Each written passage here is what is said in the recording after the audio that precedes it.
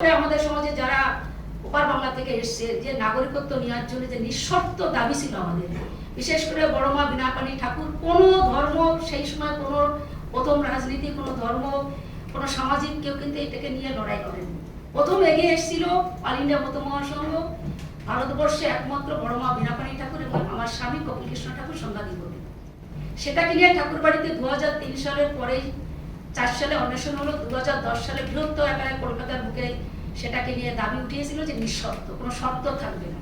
কিন্তু লাস্ট অব্দি তারা সেই শর্ত বেঁধে দিল।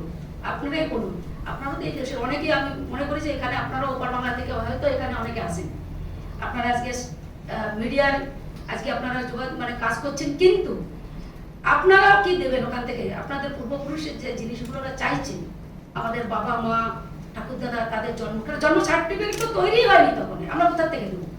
এবং আমরা যখন কার্ডটা যখনই আমরা অ্যাপ্লাই করতে যাব অনলাইনে, তখন আমি যখনই এটা করবো তখন প্রমাণ দিতে হবে যে আমি 3টে দেশের যে কোনো একটা দেশ থেকে আসছি।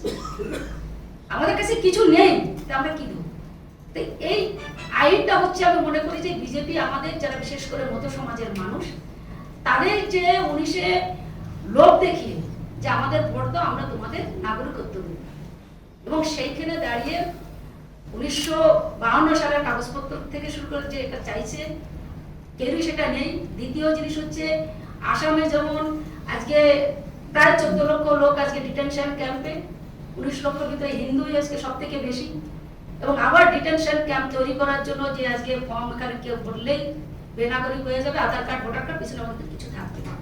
আমাদের লড়াইটি সেটাই নিয়েই ছিল যে আমাদের কোনো শর্ত থাকবে না, তারাই ঘোষণা করুক। তারা যদি সদিচ্ছা থাকে তাহলে আমাদের আজকে তারা বলতে পারতো যে 2014 সালে 31 ডিসেম্বর যেটা ওরা ডেট করেছে, যারা এসছে তারাই নাগরিক, পরবর্তীকালে যারা আসবে তারা আবেদন করে নেবে।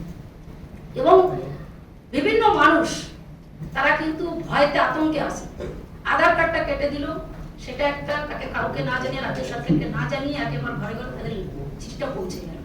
সেটা প্রতিবাদ করাতে সেটাকে খানিকটা হলো। আমরা তথাগত রায় যে বলেছে যে শারীরিক পরীক্ষা, আমরা জানি অল ইন্ডিয়া মত মহাসংঘ পুরো পশ্চিমবাংলা তার বিরুদ্ধে কেস হবে।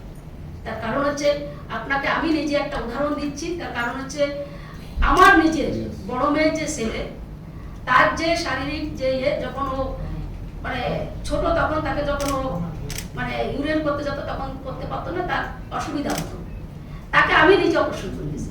তাহলে তাকে যখন শারীরিক পরীক্ষা করবে, সেই হিন্দু না মুসলমান কি করে তার প্রমাণ হবে? আমাকে একটু আপনাদের কাছে। আর আমরা দুঃখিত যে এত বড় টুইট করেছে, কিন্তু মিডিয়া তারা আজ পর্যন্ত সেটাকে নিয়ে কি তথাগত রাখে, সেটাকে নিয়ে কোনো জায়গায় আমরা টিভিতে কোথাও কোনো জায়গায় আমরা কিন্তু ইলেকট্রিক মিডিয়া দেখতে পাচ্ছি না।